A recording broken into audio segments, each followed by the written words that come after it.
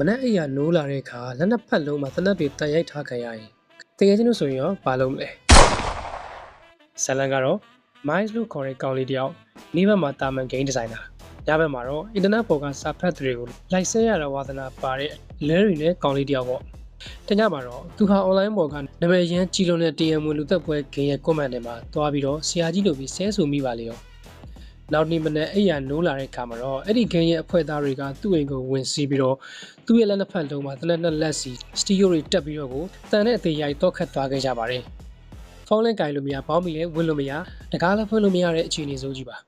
ပို့ပြီးတော့ဆိုတာကသူ့ကိုအဲ့ဒီ game တွေကထိတ်တန်းလူသက်သမားလေး Nova နဲ့အသက်လူတက်ခိုင်းလိုက်တဲ့အခါမှာတော့ညာကြီးဂါဝန်ကြီးဝစ်ချိန်ညက်ဖက်နဲ့အမွှေးပွားကြီးစီးပြီးတော့လက်နှစ်ဖက်မှာတနက်အသေးတက်လျက်သားကြီးနဲ့ပြေးလွှားနေရတဲ့ Miles ရဲ့အလွဲအချော်ဟာတာတွေကို